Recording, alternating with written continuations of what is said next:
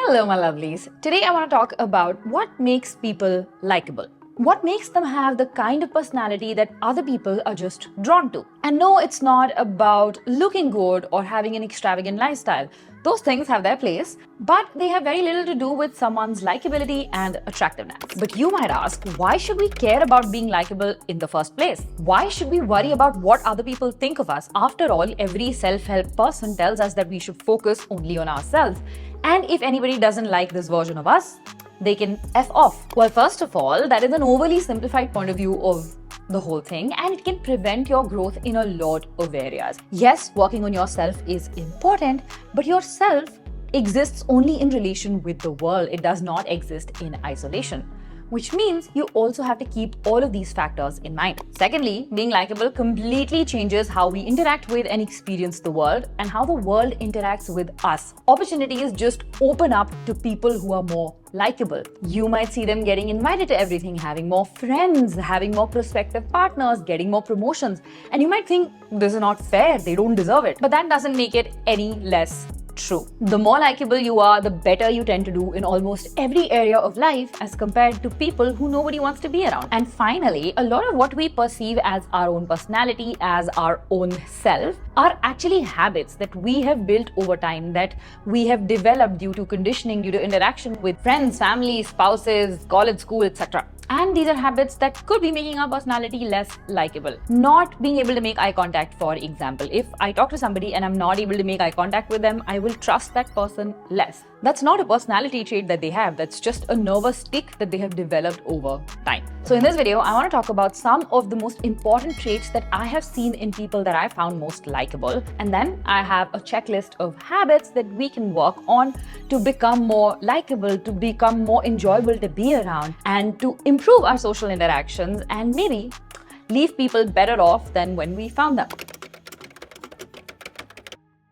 The first and one of the most important traits that I've seen is kindness and empathy. Human beings are emotional creatures as much as we like to deny it, and we respond to emotion. So when somebody is kind and empathetic, it automatically signals to us that they have a high emotional quotient, that you can be emotionally safe around this person, and that automatically switches something in your brain where you find them more likable. It could be in the little things that they do, holding the door open for someone, waiting for that friend in the group who stooped down to tie their shoelaces, or opening the car door for you, getting you a glass of water when they see you're feeling thirsty. Or it could be the bigger things of where they go out of their way to help people, help animals. Overall, it has to do with the actions and the interactions that you have with these people that make you feel like that they care not just about themselves, but also about the world around them. And that is an extremely endearing quality to witness. And it doesn't even have to be like a huge interaction. You don't even have to know the person to really feel that kindness and empathy emanating for them. Maybe you went to the ladies' room in a restaurant and a girl outside offered to hold your bag for her. You will always remember that interaction whenever you look back on that evening. Maybe somebody smiled at you or they randomly complimented you, and you will always remember those interactions, even if you don't know the person. The second thing, and I think this is one of the most important traits ever, is how you make people feel in your presence. People will forget every interaction. They will forget what you did, what you said, but they will not forget how you made them feel. And likable people in general have this sense where they make people feel seen, heard, cared for, and make people feel important. It's the little things like listening intently, chipping in when asked. It's giving people the safe space to be themselves without making it all about yourself in day-to-day interaction, right? So for example, you go out on a date that you've matched with on Tinder or Bumble or whatever, and you have this guy who's sitting opposite you, and he continuously, keeps talking about his own work and his own salary, his own packages, and after rambling on for like 10 minutes, he realizes that you've not spoken, and then he asks you all of these shallow questions where he's clearly not interested in the answer. Will you go back for a second date? No, right? Because that person didn't make you feel like he was interested in you. He didn't make you feel important and interesting and worthy of his time and effort. And that is just one example. Another example is that maybe that you're talking to a friend who has had a bad day, and they come to you and they complain and they complain and they complain, and you're patiently sitting there listening. Now, when they pause and they maybe ask you a question, you pitch in for some advice, you tell them something, you maybe say a few words to comfort them, but they just brush right past that, they don't listen to it, and they continue their rambling. How will you feel? you will feel like they don't care about your opinion and they are just using you as a punching bag to bounce off their own ideas, and that you're not heard. They never heard you, even though you're sitting there and giving all of your time, effort, and energy to them. So these are just examples of what we tend to do in day-to-day life, in our day-to-day interactions, that can make people feel like we don't give a shit about them and that they're not cared for. But if you can flip this, if you can make people feel seen, make people feel heard, make them feel important, it can completely change people's perception about you. And it doesn't even take a lot of effort, right? It is the smallest of things, like listening, actually listening when somebody is talking, being genuinely curious about them, making eye contact, being fully present in the interaction, not just fidgeting with your phone whenever they're talking, making people feel comfortable in their own skin by being comfortable in yours, and not just constantly obsessing over being liked. And this brings me to my third trait, which is liking yourself and your life, because that is the only way where you are not going to be constantly seeking external validation. You're not constantly going to rely on other people liking you to feel good about your life. So liking your life, respecting what you do, loving yourself, because when you do those things, when you love yourself, you automatically exude that energy. You're not desperate about external validation, because when you're not desperate, you are automatically able to provide that safe space to other people to be themselves. Because if you are like 99% of the other people, where you're constantly up in your own head, where you're just worried about being liked by everybody else around you, you're operating from a mindset of lack, of selfishness, and that does not leave any space in your life to be curious, to be genuinely interested in other people. But when you're secure in yourself, in your own lifestyle, you can have so much more fun with the conversation. You can be genuinely interested in other people because you're already at peace with who you are. So it all starts with liking yourself and your life. You see, that is where yourself is important. You come back, because unless you're focusing on liking yourself, on building a life that you love, you will always come to interactions with other people and interactions with the world from a place of lack and insecurity. And that is very, very noticeable when somebody is interacting with you, because everybody else is doing the same thing. So if you can come from that space and give other people the space to be themselves, to open up, to portray the way that they want to portray, you, my friend, have become a lot more likable. The fourth trait is being comfortable with your own weirdness and your own flaws. Some of the most likable people that I have met are self-aware people, and not self-aware in the sense where they're constantly, criticizing themselves or making fun of themselves, but self-aware in the sense that they know that they have a couple of flaws and they're completely okay with it. For example, I am a very clumsy person. I will walk and, things will slip out of my hand. Maybe I'm at a restaurant. This recently happened. I just brushed my hand like this and the glass of Coke Zero fell over and toppled and almost fell on other people's clothes. And earlier, I used to be the kind of person who would just be so exceptionally embarrassed when something like this happened, and I would constantly freak out about, other people judging me. But this is who I am. I'm not saying that I'm not trying to change my clumsiness, but it's just, I think in general, when I'm in a zone, when I'm in a thinking zone, I tend not to bother about the little things around me. And I think that's okay, So I apologized to my friend. I offered to clean his phone on which the Coke fell. And that was that. I didn't ponder about that interaction. I didn't feel embarrassed. I didn't go out of my way to be overly apologetic because, I couldn't have helped it. Now the thing has already happened, right? So I'm not saying don't apologize for your mistakes, but know when to cross that line, when you need to actually apologize and when it's just like an honest mistake. Being okay with your weirdness is such a comforting thing, and I think with the people that I've liked the most is because when I'm around them, I feel so comfortable in my own weirdness. I don't feel so self-conscious about my quirks because they're not self-conscious about their quirks. And in doing so, in showcasing how they act like that person, they make other people around them feel comfortable. And it's not like they don't know their flaws. It's not like they don't know their weirdness, but they don't obsess over it. It's just something that's a part of their personality, nothing to fret about. And it takes a little bit of practice and a little bit of time to get to this stage where you're okay with your quirks and your weirdness and your, flaws in general. But it starts with becoming more aware of what they are in the first place. And the fifth and the final trait that I've found in almost everybody that I've found likable and interesting is that they're interested in the world. There's this quote that says, the more you're interested in the world, the more interesting you become. And I think this happens because they're not so self-centered, they're not so inward-focused all the time. They have an outward focus on their interactions, on the things that they do in the world. They tend to learn from their interactions. They tend to be more fully present in their interactions. They have a lot of varied interests. And this actually builds a very dynamic personality, so you can have a conversation with them about anything. When they know more about the world, they have more to talk to. They have more things that they want to interact about. They have more passions, and because they're not so, focused on themselves all the time, they have more mental space and energy to absorb things around them, to learn from things around them, to use those in their interactions if they want to. And as a result of having more of these interactions, as a result of being more interested in the world, they also develop a more tolerant perspective to other people's opinions, other people's quirks and habits, because they understand that in a planet of 7-8 billion people, their perspective can't be the only right one. They're always open to learning new things and to challenging their own perspectives and beliefs that they have built.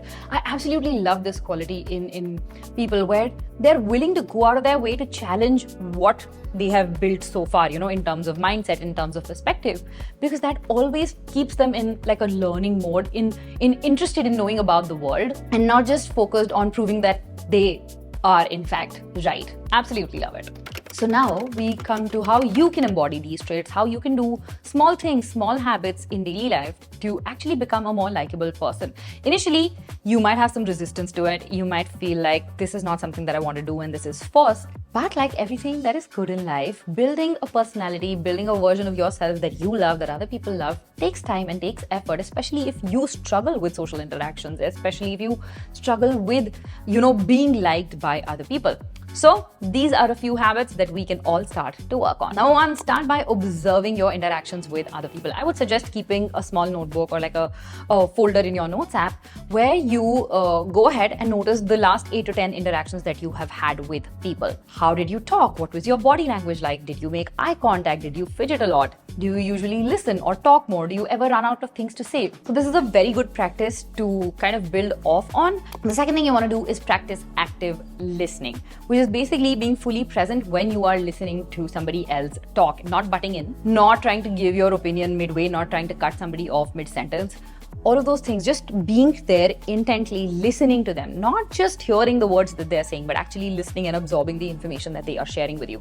If you're not used to doing this, it will initially take some time, because when you listen to other people, when you absorb that information, it of course also weighs on your mind. That is more information for you to process. But over a period of time, it becomes super easy and it becomes almost like a natural flow. Number 3, work on your manners. Basic courtesy, guys, like super important. Your manners are your first impression. Work on them.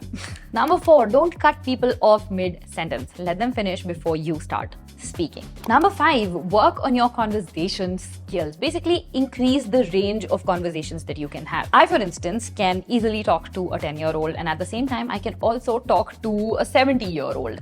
And building that range takes time. Building that range requires you to be more empathetic, requires you to be kind, requires you to look at the world beyond yourself, and to build on these interactions over time. But holding the conversation is like an art. And the better it becomes, the more you learn and share about the world.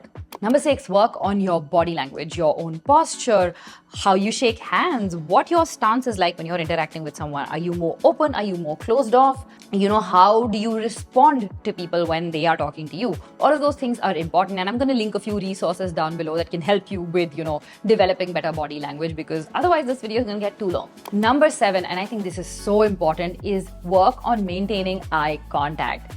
Now, a lot of people, when you go ahead and talk to them, they will either not be looking at you, or they will look at you and then just immediately look away. And it's very unsettling to talk to somebody who's not willing to look you in the eyes, because it tells you that you can't trust that person. It tells you that they're not comfortable with your interaction, and it just gives a very off vibe in general. It's not fun to talk to people who can't look you in the eye, right? So if you are that person, one thing that you can do if you are initially uncomfortable looking people directly in their eyes is you can look here, right between the eyebrows, or you can look at the tip of their nose, and people can't usually tell the difference.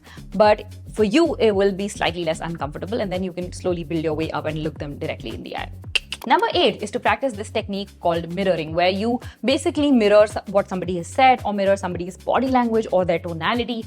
And this gives them a sense of feeling that you're actively, intently listening to them. And it helps them open up more. Actually, the author really talks about this well in this book called Never Split the Difference. Great book. It's a great technique for negotiating as well. Of course, don't overdo it. So I would suggest you read that chapter on mirroring. But it's a great way to get somebody to open up more if you want them to, and to make somebody feel seen and heard. Number 9 is practice self-love and continuously show up as the person who loves and respects themselves. If your actions and your talking does not reflect the fact that you love and respect yourself, people will take you for granted. And that always sets a negative impression. It always sets a negative tone. Nobody wants to talk to a negative Nancy, right? So if there's a person who's always continuously complaining about themselves, I don't want to be around that. I have my own issues to deal with, right? So it's so important to show up as this person who loves themselves, who respects themselves. And if you are not in that zone yet, it takes effort, it takes practice to dress up as that person, to not talk negatively about yourself, to work on your mindset. Because when you start doing that, it starts reflecting in your body language, in the way that you carry yourself. And when you are more confident in your own self, you of course show up as a more likable person. Number 10, do not give unsolicited advice. Unless someone has asked for it, don't give it to them. Of course, unless you have a YouTube channel like me. Number 11, work on your hobbies and your passions. Again, because when you're more interested in the world, when you are passionate about something other than just your internal self, it makes you a lot more interesting to the world. There's something about people who are passionate about something, and when they talk about it, they have this glow on their face, this energy that radiates from them, and other people pick up on this energy. They also feel elated. They also feel so much more joy. It's a beautiful thing to do. Number 12, compliment publicly, reprimand privately. And this stands true for every single relationship in your life. Be open with your compliment. Tell people what you like about them as much as possible. And don't be afraid to do it publicly. You know, if you're in a group of 12 people and you like somebody's dress, compliment them publicly. It will make their day.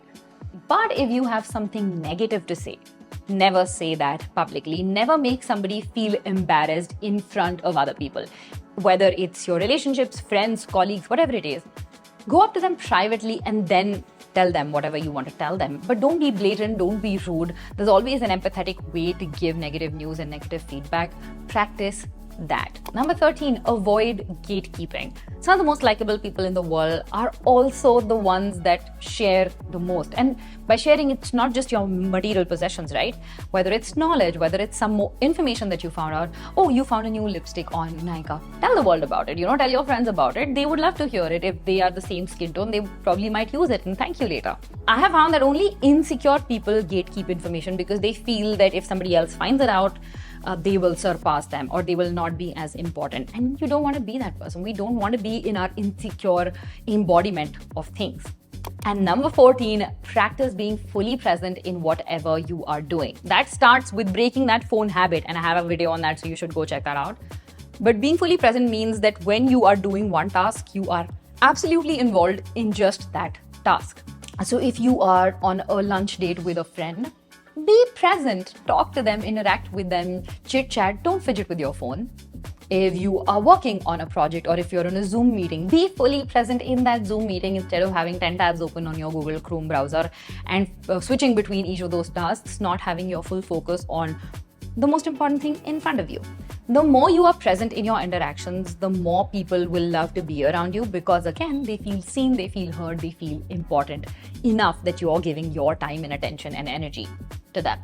Thank you guys so much for watching. I hope you learned something new from this. I hope you enjoyed the video. And we just touched 30,000 subscribers, which is insane because earlier I was just like, wow, how do you ever get to this place? So I love you guys. Thank you so much for being on this journey with me. And I will see you guys in the next one. Bye.